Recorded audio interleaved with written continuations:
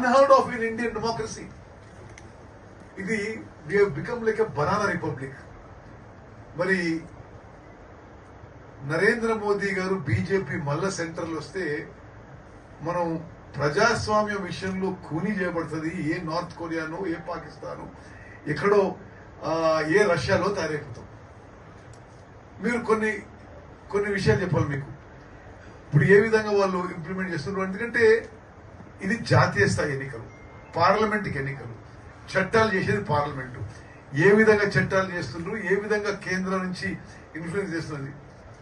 Sitting chief minister ఒకరు గారు, ఇద్దరు గారు, అనేక మంది in jail without charge, without trial, without bail. It is unheard of in Indian democracy. ఒక ముఖ్యమంత్రి స్థాయి ఉన్న వాళ్ళకే మరి ఈ విధంగా జరుగుతుంటే సామాన్యుడు మమ్మల్ని అసలు మన సంగతి ఆలోచన చేయండి. అదేవిధంగా ఇప్పుడు ఈడీ పెట్టిన కేసులు 97% ప్రతిపక్ష నాయకుల మీదనే.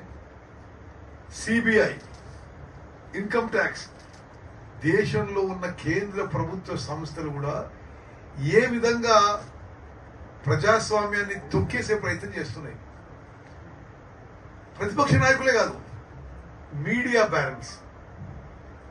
దైనిక్ భాస్కర్ అనే ఒక Hindi paper, biggest circulation paper, వాళ్ళు కొన్ని కోవిడ్ టైంలో గవర్నమెంట్ వ్యతిరేకంగా రాస్తే ఆ పేపర్ ఆఫీసుల మీద దాడి, ఈడీ కేసులు, సిబిఐ కేసులు, ఐటీ కేసులు. పార్లమెంట్ ఫంక్షనింగ్ చాలా అన్పార్లమెంటరీ చేసేసారు. మీడియా సంస్థలని ఏ విధంగా మీడియా సంస్థలని ప్రభావితం చేసే ప్రయత్నం చేస్తున్నారు చూస్తున్నారు. జ్యుడిషియరీ విషయంలో ఏ విధంగా ప్రజలు తీసుకొస్తున్నారు చూస్తున్నారు. 4 సుప్రీంకోర్టు జడ్జిలు వీరి హయాంలో బహిరంగంగా సుప్రీంకోర్టు ఫంక్షన్ చేసే తీరులో 4 సుప్రీంకోర్టు జడ్జిలు ప్రెస్ మీట్ పెట్టారు. ఎగ్జిక్యూటివ్ ఏ విధంగా ఉంది అంటే ఇదేదో ఎక్కడో ఎన్నడో ఎక్కడ జరుగుతున్న విషయం కాదు. మన కళ్ళ ముందు మన ప్రజాస్వామ్యం, the pillars of our democracy are collapsing. ఇక మళ్ళోసారి బీజేపీ నరేంద్ర మోదీ వస్తే దేశంలో పార్లమెంటరీ డెమోక్రసీ మిగులుతుంది మాత్రం ఇది కొద్దిగా ప్రశ్నార్థకమే.